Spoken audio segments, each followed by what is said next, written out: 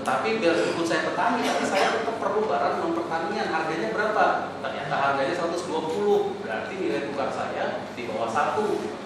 Nah, kita kan nggak bicara konsep itu sama sekali dari 2 minggu terakhir.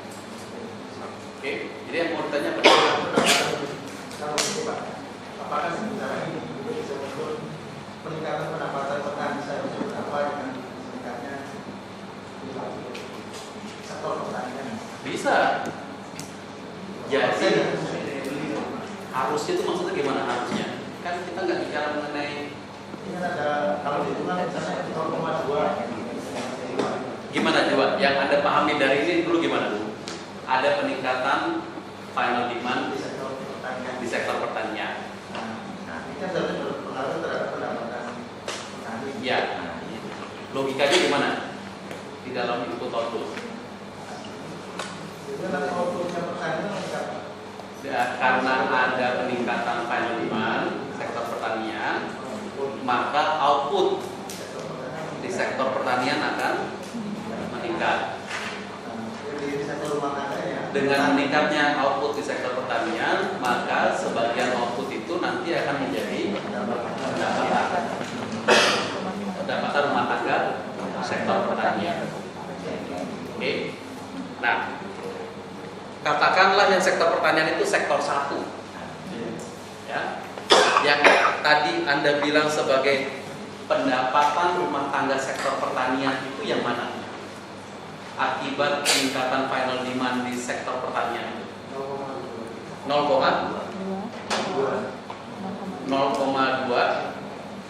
kali berapa naiknya output sektor pertanian? 1,228. Ya, itu dia tuh. Itulah peningkatan pendapatan rumah tangga sektor pertanian akibat peningkatan final demand di sektor pertanian. Karena yang sektor 2 itu bukan lagi rumah tangga sektor pertanian, rumah tangga sektor 2. Benar ya? Dapat ya perbedaannya. Nah, kalau Anda kemudian mau membandingkan boleh. Boleh aja nih kalau misalkan Anda mau bikin perbandingan. Rp1 peningkatan final demand di sektor pertanian itu ya, itu lebih menguntungkan rumah tangga petani atau rumah tangga non petani? Gimana melihatnya? Besarnya bisa dibandingkan tuh, ya bisa ada bandingkan. Bandingkannya gimana?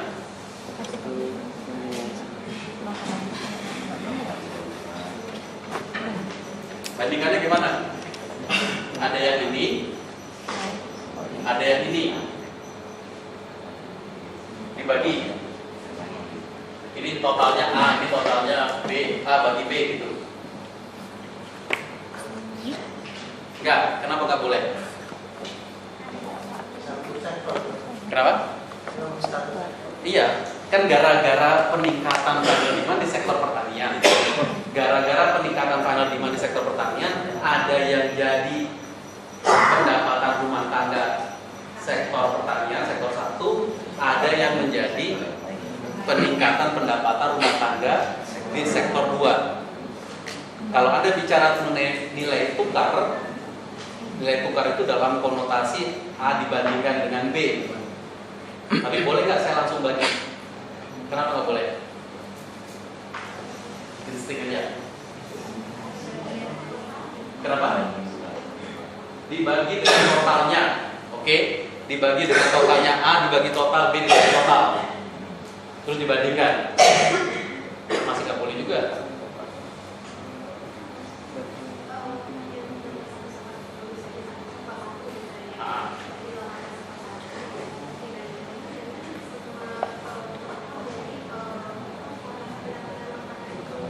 Enggak. Yang Anda maksud adalah H1 dibagi H2. Ini di dalam H1 sendiri. Ya. Kalau yang terjadi hanyalah peningkatan final demand sektor pertanian. Peningkatan final demand di sektor pertanian punya impact ke rumah tangga pertanian dan rumah tangga non pertanian. Oke, benar ya? Nah, sekarang pertanyaan yang awal tadi adalah masalah perbandingan ini. Ya, nah perbandingan ini sebenarnya di dua kotak itu. Ada kotak A itu adalah punyanya rumah tangga pertanian, kotak B adalah punyanya rumah tangga non pertanian. Boleh nggak saya bandingkan A banding B? Kenapa nggak boleh?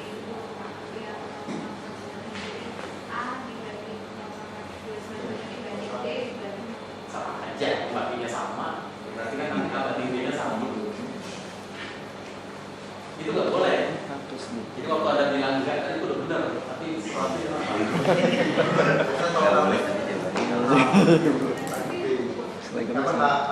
Selegamnya sama. enggak ada hubungan sama A2. A2 kan final demand-nya di sektor 2.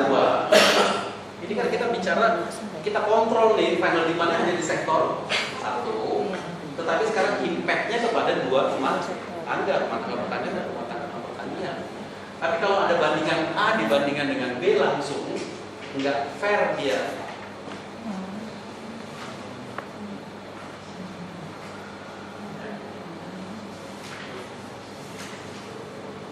Sebenarnya boleh-boleh aja kalau ada mau bandingkan, asal tahu artinya gitu ya.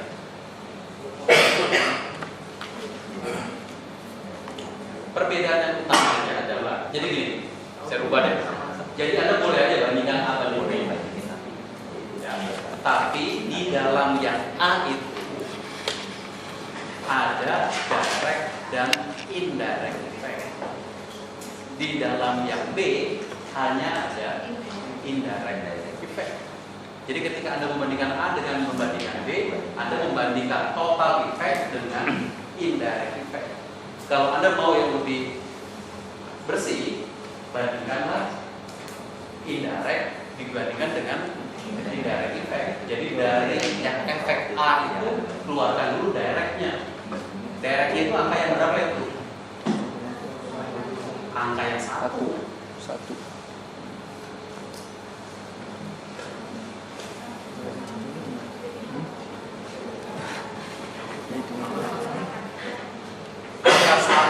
Satu di sini itu adalah direct effect-nya, karena seperti yang kita cerita minggu lalu, ya, diagonal utamanya itu pasti lebih besar dari satu. Kenapa? Karena itu mencerminkan peningkatan output, karena sektor itu mendapatkan tambahan final demand dan itu harus diproduksi langsung.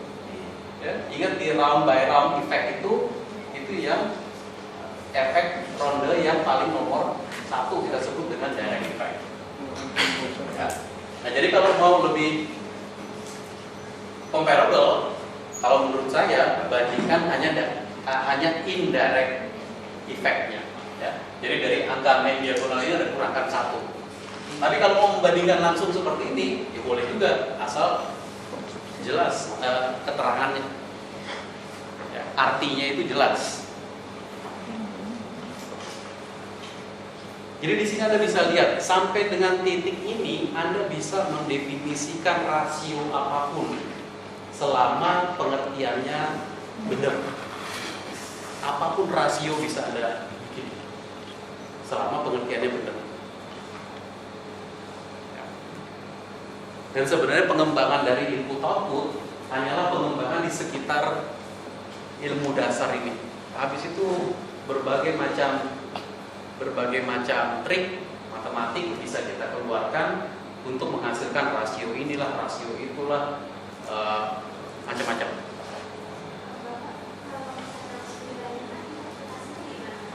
Ya, artinya di sektor 1 itu memasukkan direct effect. Iya. Dia memasukkan dampaknya pada sektor 1, dampak yang memasukkan direct effect, direct dan indirect effect, sementara dampak di sektor 2 hanya dampak akibat indirect effect.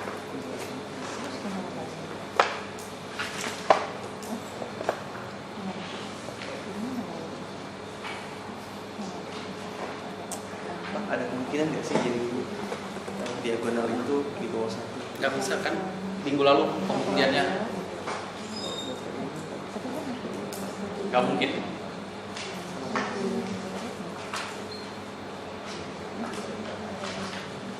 main diagonalnya Leontief inverse nggak mungkin di bawah 1, harus di atas 1.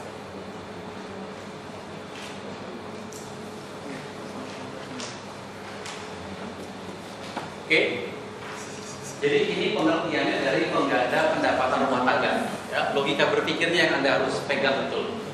Final demand, perubahan final demand menciptakan perubahan output menciptakan pengganda, menciptakan perubahan pendapatan rumah tangga lewat komponen upah dan gaji.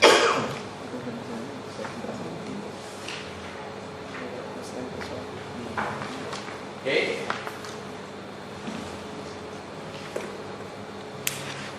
Aduh, ada type 1 ya.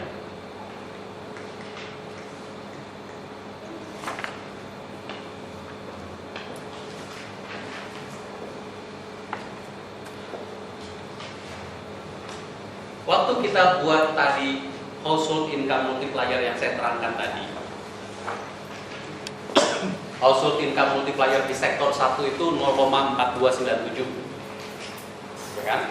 Household income multiplier di sektor 2 0,6228. Benar ya? Nah, 0,4297 itu dapatnya kan dari sini. Ya. Apa namanya? A plus B kita tadi ini kan ya. Nah, sebenarnya 0,4297 itu seperti halnya output multiplier. Kita sebenarnya income rumah tangga itu naik 0,4297 rupiah dibagi dengan 1 rupiah. Rupiah-rupiahnya hilang, jadi tinggallah angka 0,4297, angka tanpa dimensi. Ya, pengertiannya seperti itu. Cuma kalau kita hitung, kan kita hitung langsung seperti sana, seperti yang di papan itu, kita nggak bicarain lagi rupiahnya. Kan pembaginya berapa? Pembagiannya adalah 1 rupiah. 1 rupiah itu maksudnya apa? 1 rupiah itu dari mana tuh? Besarnya perubahan final demand. Nah, ya, jadi efek awalnya kita bisa bilang efek awalnya adalah 1 rupiah. Oke. Ada lagi nih peneliti lain kemudian yang keluar dengan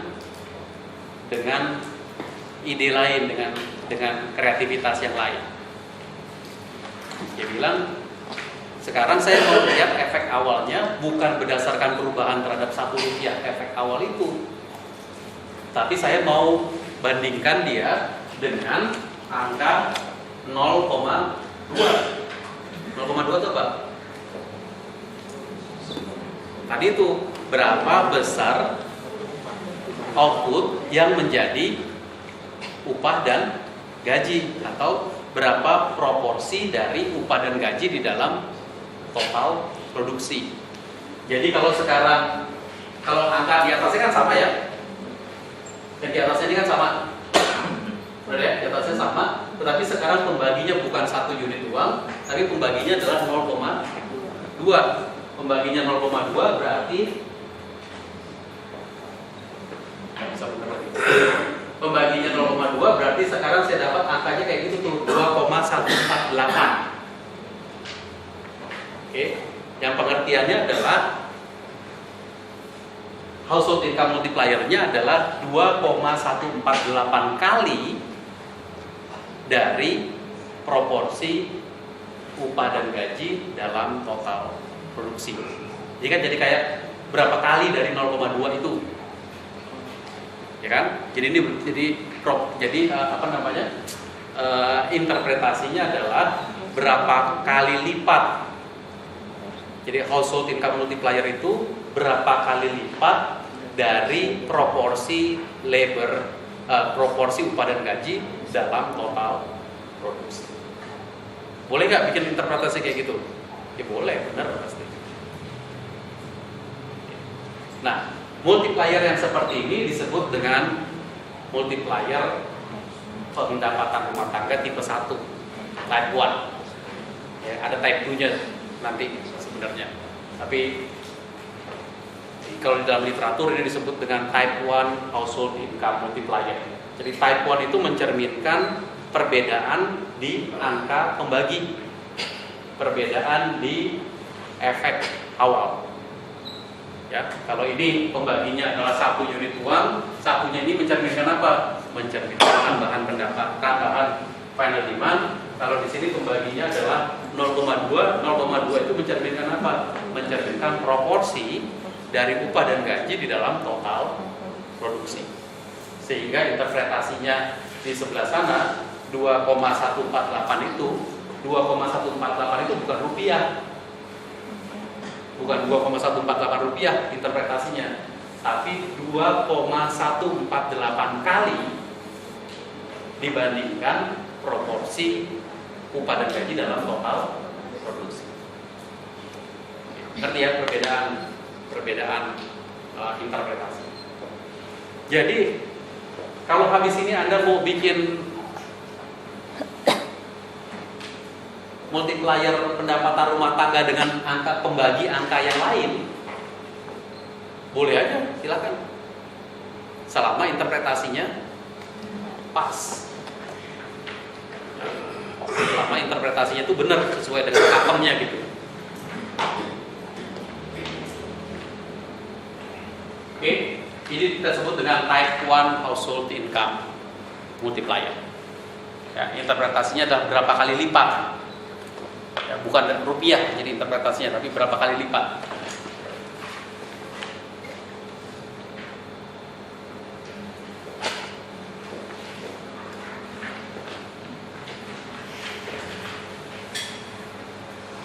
Jadi dari sekarang kita bisa lihat bahwa dari kalau kita memiliki 1 rupiah peningkatan final demand, maka Anda sekarang langsung bisa bikin beauty contest buat sektor-sektor ini. Anda mau beauty contestnya pakai kriteria apa? 1, kriteria output, boleh pakai angka pengganda output. Mau bikin beauty contest berdasarkan dampaknya kepada pendapatan rumah tangga, boleh, silahkan pakai angka pengganda rumah tangga, pendapatan rumah tangga. Bikin beauty contest berdasarkan tenaga kerja, pengganda tenaga kerja, boleh. Gimana logikanya? Logikanya tetap sama seperti yang awal. Kalau terjadi perubahan final demand itu menciptakan perubahan dalam output. Kalau outputnya naik, berarti tenaga kerjanya nambah. Simple itu. Sekarang apa yang perlu kita dapat kira-kira nih dari output tenaga kerja itu? Koefisien apa yang kita perlu? Supaya saya bisa tahu tambahan serapan tenaga kerja itu gimana.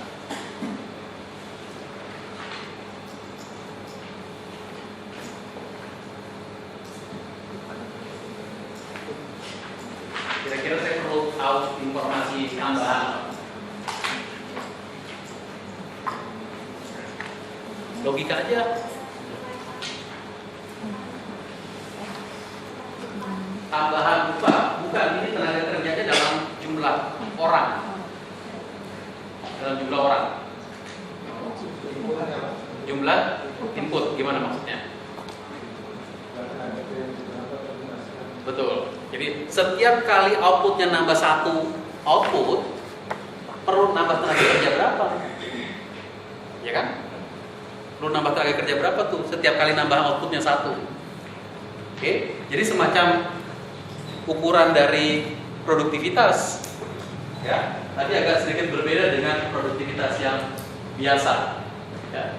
Jadi kita membutuhkan data mengenai jumlah pekerja di setiap sektor. Ya, katakan data yang ada adalah sektor 1 yang bekerja adalah 4 orang. Sektor 2 yang bekerja adalah 10 orang. Bisa nggak dapat data ini dari perekonomian? Bisa. Ya, kalau Anda bekerja dengan data BPS, Anda bisa dapat tuh jumlah pekerja di setiap sektor. Cocokkan sektornya dengan sektornya input output, maka kita bisa menghitung rata-rata output untuk setiap pekerja. Salah ya?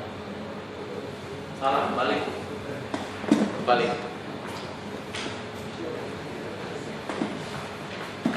Tolong dibalik di ini ada di apa namanya di paparan.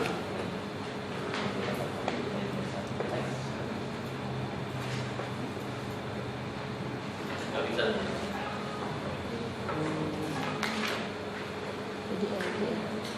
Jadi bukan X per L, tapi L per X. Ya. Jumlah tenaga kerja per output. Ya. Jadi yang bawah ini benar nih. Untuk sektor 1 tenaga kerjanya 4, outputnya 1000. Jadi satu rupiah output di sektor 1 membutuhkan 0,004 pekerja. Ya. Sementara di sektor 2 10 orang pekerja outputnya 2000. Berarti satu output di sektor 2 membutuhkan tenaga kerja sebanyak 0,005 orang. Oke. Terus kita lihat lagi dari dampak. Kalau terjadi peningkatan final demand di sektor 1, maka sektor 1 outputnya naik sebesar 228 dan 1,228 ini butuh berapa tenaga kerja? Sektor 1 kalikanlah dengan 0,004. Oke. Kemudian kalau final demand di sektor 1 yang meningkat bukan hanya output sektor 1 tapi juga output sektor 2 dan output sektor 2 yang meningkat ini membutuhkan tenaga kerja sebesar segitu.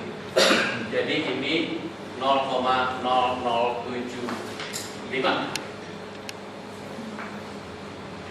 Oke. 0,0075 ini artinya adalah apa nih? Banyaknya tambahan tenaga kerja yang dibutuhkan untuk setiap 1 rupiah peningkatan final demand di sektor 1. Ya. Tambahan tenaga kerja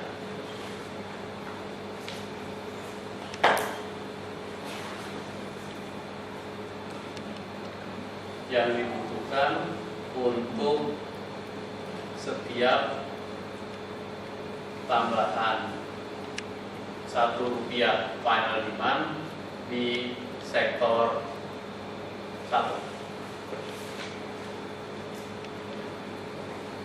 Ya, yang artinya begini jangan dihafalin. Anda ngertiin terus Anda terangin sendiri. Kalau dihafalin pasti ntar jatuhnya lupa. Kalau sekarang final demand yang terjadi di sektor 2 gimana? Kalau final demand yang terjadi di sektor 2, peningkatan final demand di sektor 2, setiap 1 rupiah peningkatan final demand di sektor 2, sektor 1 naik 0,351, pekerjanya butuh 0 kalikan dengan 0,004 ditambah 1,579 kali 0,005 dan ini 0,0093.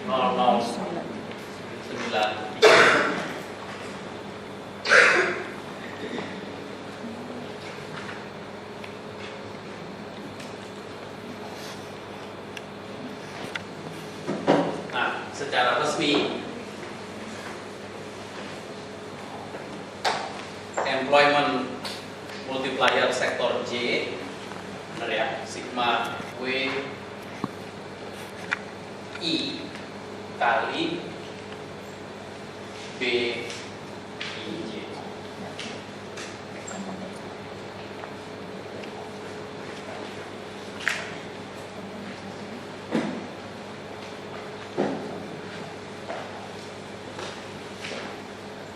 Ini kita sebut dengan pengganda tenaga kerja.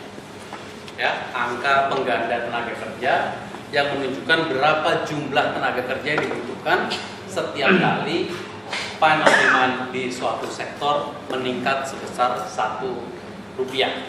Ya. Ini disebut dengan simple employment multiplier tadi juga ada simple household income multiplier ya.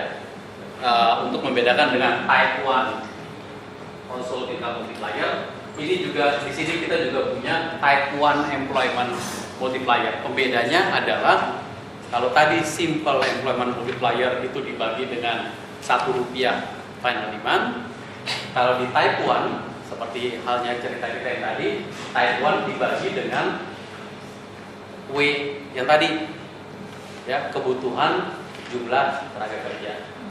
Ya. Jadi kalau yang type 1 employment multiplier yang sebelah kanan, interpretasinya lagi-lagi adalah kalau type 1 employment multiplier di sektor 1 adalah 1,875, berarti interpretasinya 1,875 kali dari kebutuhan tenaga kerja per output.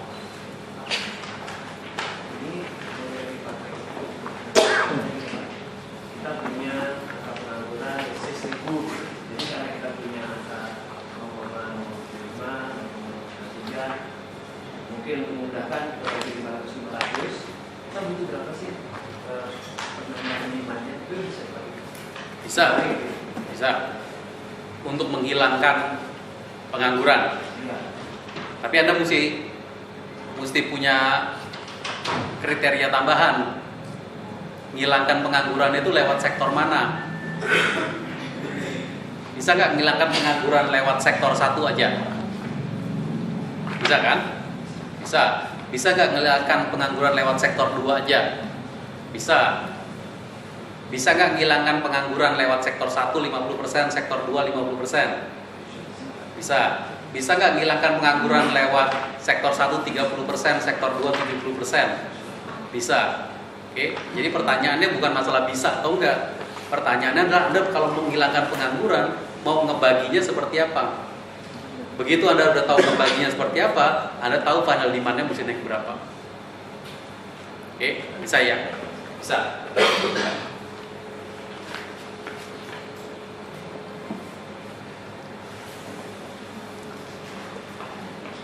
Oke, jadi ini 3 angka pengganda: output multiplier, household income multiplier, dan employment multiplier. Anda bisa bikin sektor unggulan, bisa bikin analisis mengenai sektor unggulan. Sektor mana yang paling unggul dalam hal dampak penyerapan tenaga kerja kalau terjadi peningkatan final demand. Sektor mana yang paling unggul menciptakan pendapatan rumah tangga? Pakailah analisis angka pendapatan rumah tangga. Sektor mana yang paling unggul menciptakan dampak output? Anda pakai angka pengganda output. Oke, aman nih? Nah, susah kan logikanya?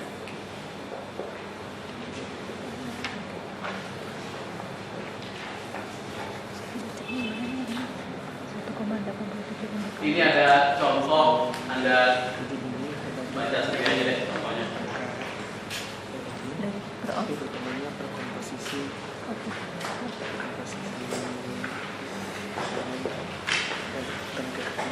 dan pertambahan satu barang di dengan satu hari itu ada yang sedikit. Jadi membandingkan dari total. Jadi 1,7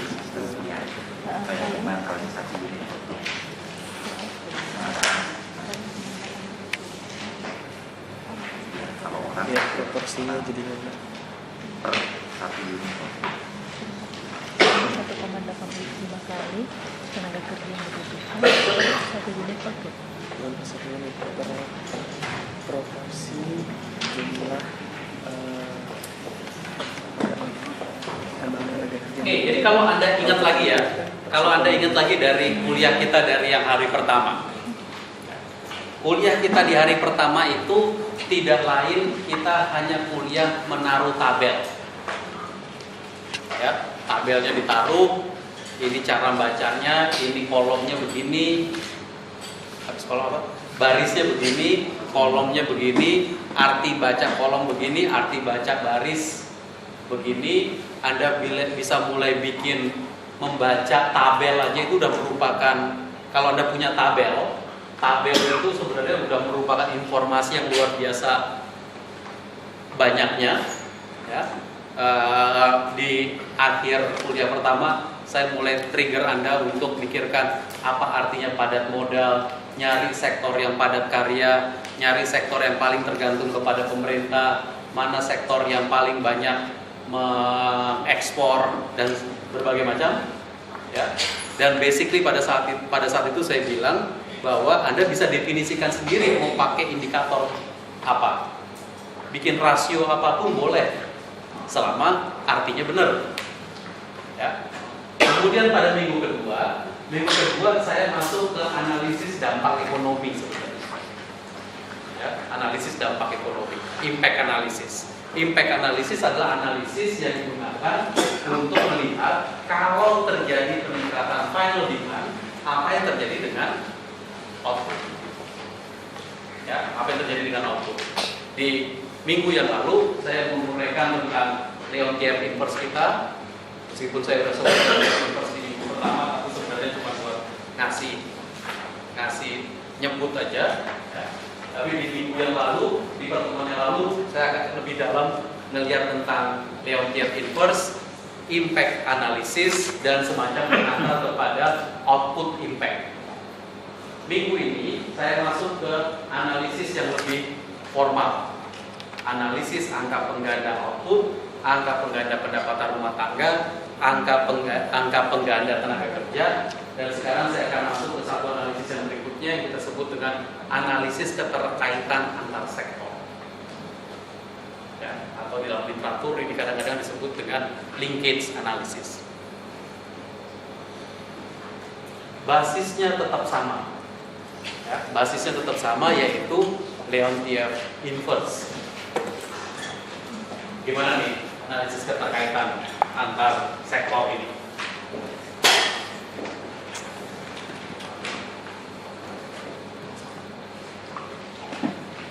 Basisnya apa?